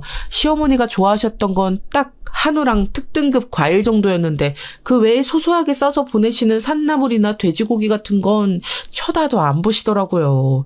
소고기는 자기 아들내미 먹여야 한다고 잘 구워서 내주시고는 했는데 그 외에는 관심도 없이 그냥 냉동실에 처박아 두셨어요. 솔직히 저희 부모님이 고생해서 산지에서 보내주신 건데 그런 식으로 취급하는 걸 보니 딸인 제 속이 어떻겠어요. 물론 남편은 그런 시어머니한테 뒤에서 그러지 마시라고 말은 했던 모양이에요. 그런데 시어머니가 굉장히 성격이 고집스러우신 편이시고 남편은 성격이 좀 부드럽고 약한 편이었거든요. 사실 저하고 만나서 결혼하기 전에는 살짝 마마보이끼가 있을 정도로 좀 시어머니가 싸고 도셨어요. 저하고 만나고 결혼한 후에 그래도 자기 아내 불편한 거 줄여보겠다고 어머니한테 뭐라고 말도 하고 그랬던 거였죠. 그런데 이게 또 시어머니 입장에서는 며느리가 들어오고 나서 아들이 변했다고 생각이 드셨나 봐요. 원래 너무 착하고 고분고분 말 잘 듣던 아들이 며느리 들어왔다고 그새 며느리 편만 들고 어머니인 자기한테 안 좋은 소리를 한다고 무척 화가 나셨던 거였죠. 그런데 그게 뭐 하루 이틀도 아니고 긴 시간에 걸쳐서 쌓이는 종류의 일이라서 저는 그러신 줄도 몰랐어요. 남편이 저한테 대놓고 말하지도 않고 저 모르게 어머님한테만 조심스럽게 그러지 마시라고 말했던 일이라서요. 그리고 사실 남편이 자기가 좀 평화 지키려고 노력하는 게 꾸짖을 일은 아니잖아요. 애초에 시어머니 행동이 좀 과한 면도 있으셨고요. 남편은 시누이한테도 좀 저한테 부드럽게 대하라고 뭐라고 했던 모양이었어요. 그랬다가 괜히 시어머니하고 시누이한테 같이 한 소리를 듣기도 했다고 나중에 저한테 털어놓더라고요. 그런데 이제 그러다가 사달이 난 게 시어머니 환갑 때였어요. 저희가 29에 결혼했는데 시어머니 환갑이 결혼 후 2년 뒤쯤이었거든요. 저희 친정집은 아직 부모님이 환갑이 안 되셔서 저는 환갑잔치를 어떻게 치러야 하는지를 잘 몰랐어요. 그리고 솔직히 뭐 지인들도 요즘 환갑 정도는 잔치 같은 거 안 하고 그냥 넘어간다고 정 모하면 가족끼리 모여서 밥이나 한 끼 먹고 치우라고 하더라고요. 그래서 남편한테 그렇게 말했더니 그럼 그러자고 그냥 좋은 레스토랑에서 밥이나 한 끼 먹자고 하면서 그날 저녁에 시어머니한테 말한다고 하더군요. 그런데 이제 그게 난리가 난 거예요. 어떻게 시어머니 환갑인데 제대로 축하할 생각도 안 하고 미리부터 밥 한 끼 먹고 치울 생각부터 하느냐고. 분명히 남편 생각이 아니라 제 생각일 거라고 시어머니가 노발대발하신 거죠. 아니 제가 듣고 온 거긴 하지만 남편하고 합의하에 같이 생각한 거였어요. 당시 저희가 집 때문에 돈도 없고 해서 최대한 다른 비용 들어가는 건 줄여보자고 열심히 노력하던 때였거든요. 시댁에서 돈도 보태주지 않는 바람에 저희가 처음부터 전부 모아가야 했던 신혼시기였으니까요. 그러니 너무 돈이 많이 들어가는 환갑잔치, 그러니까 먼 친척들까지 다 모아서 자리 만드는 것보다는 식구들끼리 간소하게 식사를 하자는 거였고요. 그런데 시어머니는 환갑잔치를 제대로 하고 싶으셨나 보더라고요. 저는 서울 분이시라서 환갑잔치같이 좀 촌스러운 건 안 하실 줄 알았더니만 그건 또 전통을 지키고 싶으셨던 모양이죠. 요새 환갑은 청춘이라고들 하잖아요. 그게 무슨 그렇게 축하할 일이라고 사돈의 팔촌까지 다 모아다가 잔치를 제대로 해야 한다고 무척 화를 내셨어요. 정확히는 시댁을, 그리고 시어머니를 며느리와 아들이 무시한다면서 화를 내신 거였죠.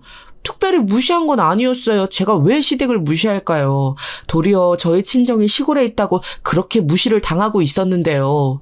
그냥 저희는 돈도 아끼고 요즘 시대에 걸맞게 간소하고 소박하게 지나가자는 것뿐이었는데 그렇게 트렌드 따지는 시누이도 당연히 시어머니 환갑잔치는 해야 하는 거라고 그렇게 목소리를 높이더라고요. 그런데 이게 2년 동안 계속 시댁에 당한 게 쌓여오다 보니까 슬슬 화가 나는 거예요. 이전에도 이미 감정이 좋지 않은 부분이 계속 쌓여왔는데 환갑은 진짜 돈이 많이 들잖아요. 게다가 시어머니가 원하시는 게 기가 막히더라고요. 먼 친척까지 모아다가 호텔 뷔페에서 한 끼 먹자고 하셨으니까요. 호텔 뷔페 얼마나 비싼지 아시는 분들은 아시죠? 게다가 시어머니가 시누이한테서 들은 것인지 원하시는 호텔 뷔페가 딱 있는데 거기가 1인분에 10만 원이 훌쩍 넘더군요. 아니 한 사람이 음식을 10만 원치 이상 먹을 수 있나요? 아무리 뷔페라도요. 열심히 돈 아껴가며 살아온 저로서는 좀 이해할 수가 없는 발상이었어요. 게다가 먼 친척들까지 초대해서 대접한다면 대체 돈이 얼마가 들지도 모르는 일이잖아요. 그런데 시누이는 돈은 원래 아들이 내는 거다라면서 자기는 쏙 빠지려 하고 있고 시어머니는 계속해서 호텔 뷔페에서 환갑잔치를 열 거라고 주장하시니 제가 기분이 좋으려야 좋을 수가 없는 노릇이었죠. 아직 시어머니 생신은 좀 남은 상태라서 저희는 시어머니를 설득하려고 무척 애를 썼어요. 남편도 처음에는 그냥 너무 원하시니까 해드리지 뭐 하는 태도였다가 구체적으로 가격을 보더니 이건 아니다 싶어서 시어머니한테 다른 곳으로 옮기기라도 하자고 말했어요.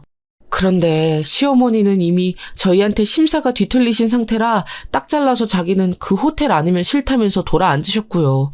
저는 점점 더 화가 나기 시작했고 남편은 그런 저와 시어머니 사이에서 진땀을 흘렸죠. 그 즈음에 저는 친정엄마하고 통화를 많이 했어요. 친정엄마는 저희 시어머니가 그런 성향이라는 걸 아시고서는 무척 걱정이 많으셨죠. 아니 그 양반은 꼭 거기서 환갑잔치를 하셔야겠다니? 요새 누가 60 먹은 걸 기념한다고? 그러게 말이에요. 아, 그래놓고서는 내가 너무 비싸다고 반대하니까 어찌나 미워하시는지 원래도 나 안 좋아했지만 요샌 대놓고 미워요 엄마. 어쩌니 네가 고생이다. 아유 내가 어떻게 해야 네가 예쁨을 받을까. 사실 저희 엄마도 옛날 분이시라서 시댁하고 시어머니한테 며느리가 예쁨을 꼭 받아야 인생이 잘 풀린다고 믿고 계셨어요. 그래서 저 결혼하기 전부터 계속 걱정이 많으셨죠. 뭐 저희 친정이 돈이야 잘 버셨고 모자란 것도 없었지만 세련된 남편과 시댁하고 결혼한 딸이 얼마나 무시당할까, 혹시 미움이라도 받는 것은 아닐까 항상 앉으나 서나 걱정이 많으셨어요. 저는 가능하면 엄마한테 그런 말은 안 하려고 했지만 그때는 너무 속상하고 화가 나서 말을 안 할 수가 없더라고요. 남편한테 털어놓는 것도 한계가 있지 친정엄마한테 말하는 것과는 또 완전히 다르니까요. 친정엄마는 시어머니의 욕심에 혀를 내두르면서도 걱정이 많으셨어요. 어쨌든 시댁 어른이니 사이를 잘 유지해야 며느리인 네가 편한 거라면서요.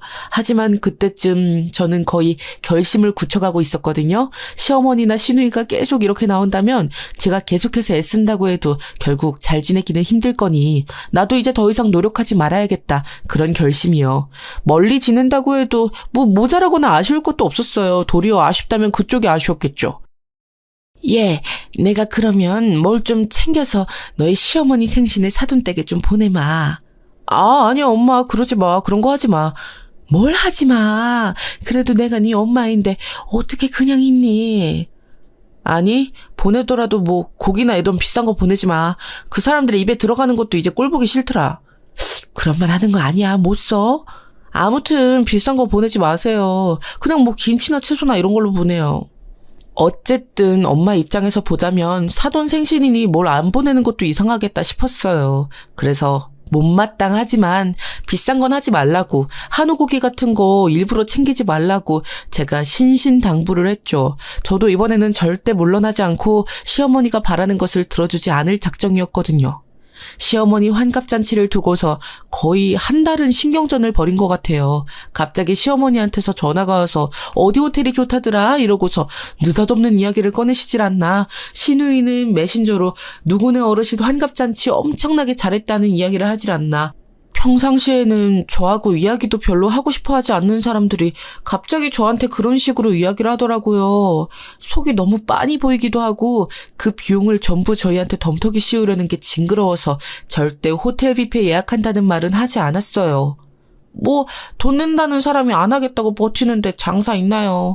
결국 저희 남편하고 저하고 시댁에 가서 시어머니한테 절충안을 내놨어요. 집안 친지들 다 모시는 대신 집에서 모시기로 하고 대신 제가 음식 준비를 하는 것으로요. 물론 돈으로 쓸 것이 몸고생으로 돌아올 것이긴 했는데 그래도 돈 물쓰듯 쓰느니 차라리 그게 낫겠더라고요. 남편은 걱정스러운 얼굴을 하고 있기는 했지만 제가 괜찮다고 했어요. 결국 시어머니 환갑 때 어지간한 집안 어른들 다 모시려고 하니까 한 15분 되더라고요. 그것도 시댁집이 크질 않아서 다 쳐내고 진짜 가깝거나 친한 분들, 중요한 어른들만 모신 거였어요.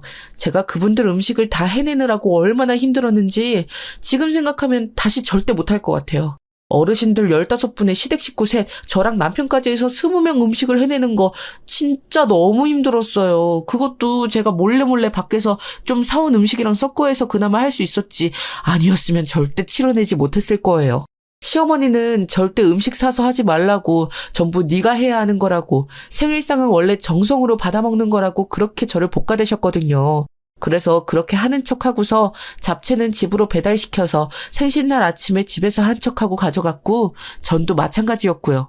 고기는 마트에서 양념된 걸 사다가 역시 집에서 양념한 것처럼 가지고 가서 시댁 냉장고에 넣어두었다가 구워드렸어요. 그런데도 밥이랑 고깃찜 하는 것만도 너무너무 힘들더라고요. 그런데 제가 이렇게 음식을 해서 생신상을 차려드린다고 하니까 친정엄마가 혀를 차셨어요. 그러시더니 좋은 생각이 났다는 듯이 말씀하시더라고요. 예, 그러면 지금 내가 김치 좀 담갔는데 그거 보내마. 환갑 생신 선물이라고 전해드려. 우리 집 김치 유기농 채소로 담가서 맛은 보장되잖니? 건강한 김치라고 꼭 강조해드리고, 응?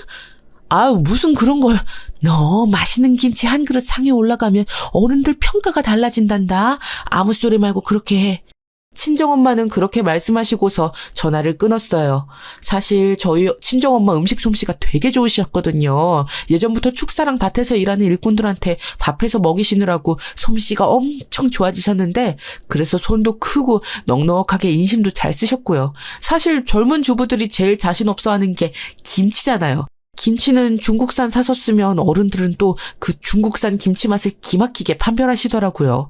그래서 고민이었는데 엄마가 아예 김치를 담궈서 시댁으로 보내주신다고 하니까 한결 마음을 내려놓을 수 있었죠. 그런데 시어머니 생신 전날까지 보내주신다던 김치가 안 오는 거예요. 택배가 중간에 꼬였는지 늦어진다고 하더라고요. 결국 저는 울며 겨자 먹기로 제가 엉망으로 담근 김치를 시어머니 환갑 잔치상에 올려놓을 수밖에 없었는데 시어머니는 예상대로 김치 맛을 보시더니 저를 못마땅하게 쳐다보시더군요. 별 수 있나요? 솜씨 없는 며느리한테 직접 상 차려내라고 성화를 부렸던 탓이죠 뭐. 집안 친지들 15분의 시댁 식구 저희 부부까지 모이니까 진짜 넓지 않은 시댁 거실이 깝깝하더라고요. 길게 상을 늘어놓았지만 도저히 저까지 앉을 자리가 나오질 않아서 저랑 남편은 뒤로 빠졌어요. 양쪽에 9명씩 길게 앉아서 먹는데 거기 저희까지 끼니까 답답해서 뭘 어떻게 할 수가 없더라고요. 그런데 한참 식사를 하던 중에 밖에서 벨이 울렸어요. 부엌에서 나머지 음식을 마저 준비하던 제가 급하게 나갔는데 택배 아저씨더라고요. 저는 택배를 받았는데 저희 친정엄마 이름이 써져 있어서 금세 엄마가 보낸 유기농 김치라는 걸 알았죠. 그래서 저는 기쁘게 시어머니에게 택배 박스를 가져갔어요. 어머님, 저희 친정엄마가 환갑 생신 축하드린다고 선물 보내셨어요. 제가 들고 있는 건 스티로폼 박스였으니 당연히 식품류라는 걸 알 수 있었죠. 그래? 선물? 그게 뭐냐? 저희 친정엄마가 담그신 유기농 김치예요. 저한테 미리 보낸다고 말씀하셨거든요. 어머님, 저희 엄마가 담그신 김치 진짜 맛있어요. 게다가 유기농 채소로 담근 거라 몸에도 좋고요. 주변에 앉은 어른들이 웃으면서 빨리 열어서 맛보자고 궁금하다고 소란스러워졌어요. 다들 좋아하시는 것 같아 기쁘게 택배를 열려고 하는데 시어머니가 갑자기 얼굴을 싹 굳히시더군요. 뭐? 김치? 아니, 환갑 선물로 김치를 보냈다고? 네, 어머님. 이거 맛있어요, 정말. 저희 엄마랑 저랑은 솜씨가 완전 달라서. 갑자기 시어머니의 안색이 확 굳어서 달라져서 저는 좀 놀랐었죠. 시어머니는 아직 열지도 않은 택배 박스를 노려보시더니 제 손을 확 쳐내셨어요. 아니, 환갑 선물로 김치를 보내는 경우가 어디 있어? 이게 대체 무슨 예의 범절이냐? 아니요, 어머님 그게 열어볼 것도 없다. 갖다 버려.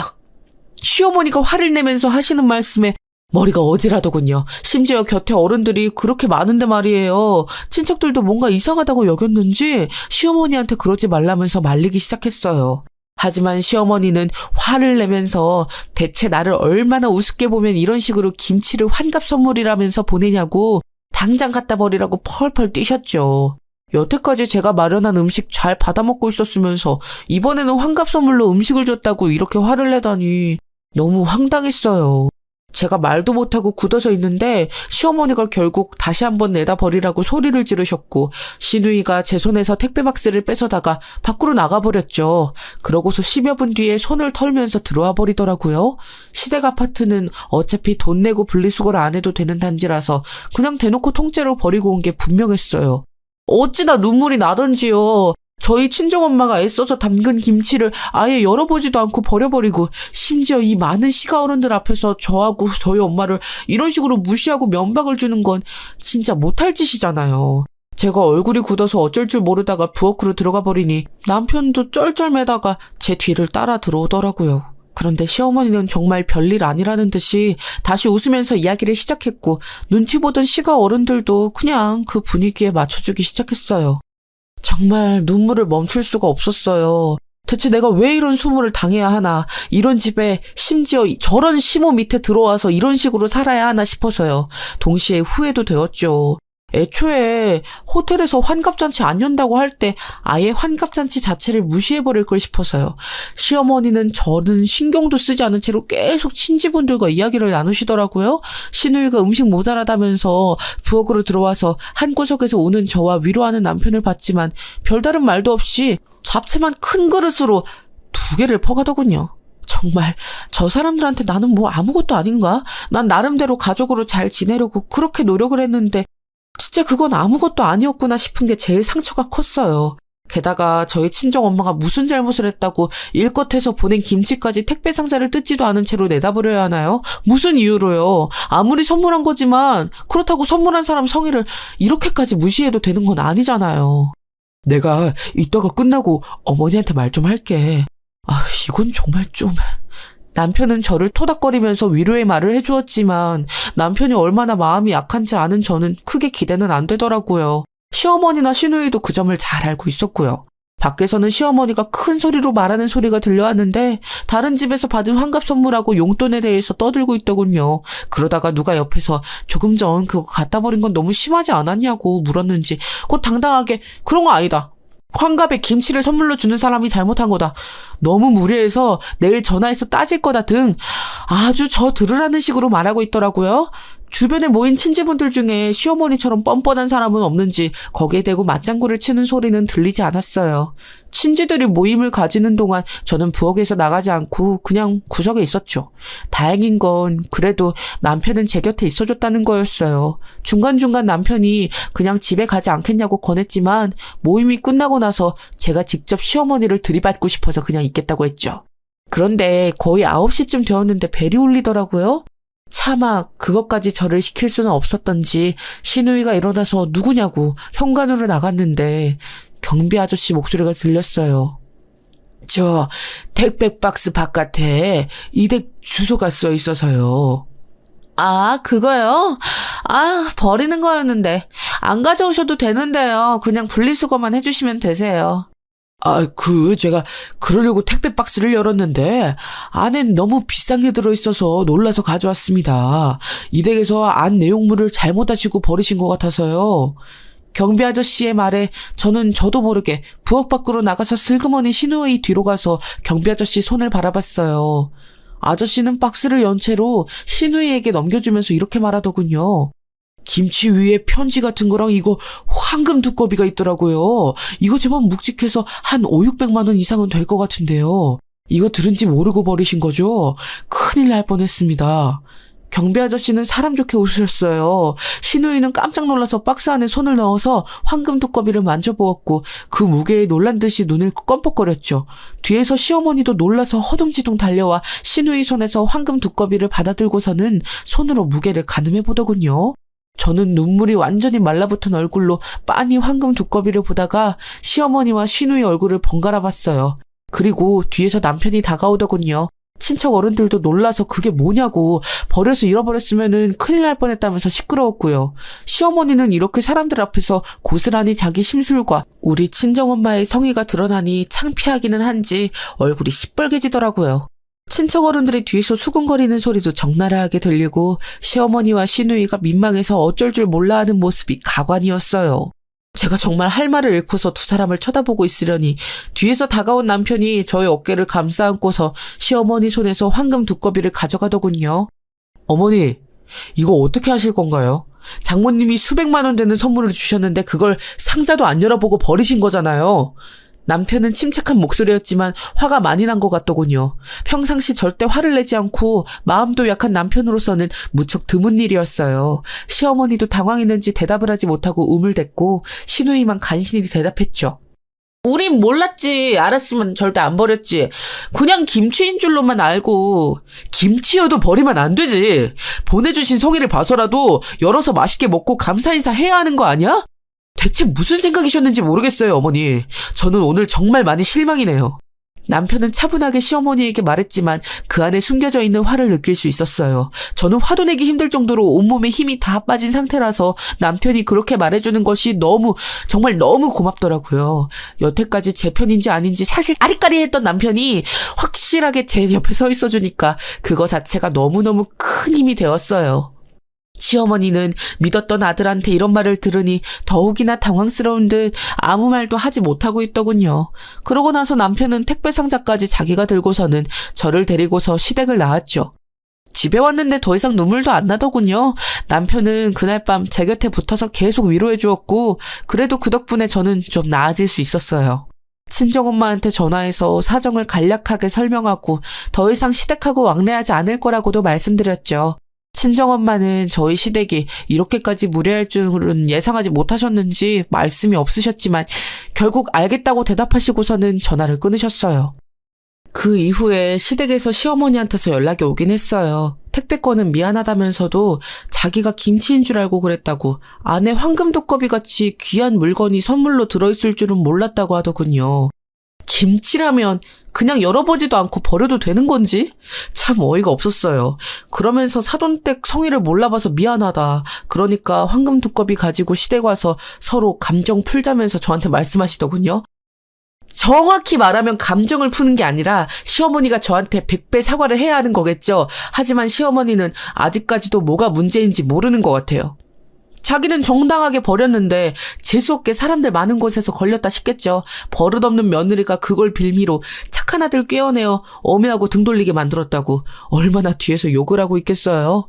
그 이후에 남편은 아예 시댁을 들여다보지도 않았어요. 나중에 이야기를 들어보니 남편도 시댁의 행동에 아주 짜증이 나고 있었다고 하더라고요. 워낙 성격이 세지 않고 평상시에는 좀 우유부단한 사람이다 보니 나서서 이야기는 하지 않았는데 더 이상 견디기가 힘들 정도였다고 털어놓더군요. 그래서 저한테 하는 행동을 보고 나니 그날 이후로는 아예 얼굴도 보기 싫다고요. 저야 시댁하고 아예 안 보고 살고 있으니 이보다 편할 수는 없어요. 그 황금 두꺼비는 꽤 값이 나가서 수백만 원 하는 거였는데 친정엄마는 자기는 필요 없다고 그냥 너희가 가지고 있다가 비상금으로 쓰라고 하시더군요. 그래서 지금 황금 두꺼비는 저희 집에 고이 모셔서 있어요. 시어머니와 시누이는 여전히 자기들이 잘못하지 않았다고 생각하지만 그래도 남편이 제 편이라서 그나마 시댁 소나귀에서 벗어난 기분이기는 해요. 징그러울 정도로 저한테 박하게 굴더니만 결국 아들과 오빠를 아예 잃어버린 셈이 되었네요. 속이 시원하면서도 한편으로는 더 심하게 갚아주지 못한 게 아쉽기는 해요. 친지들 앞에서 그렇게 망신을 당했으니 좀 낫긴 하지만요. 제 사연은 여기까지입니다. 들어주셔서 감사해요.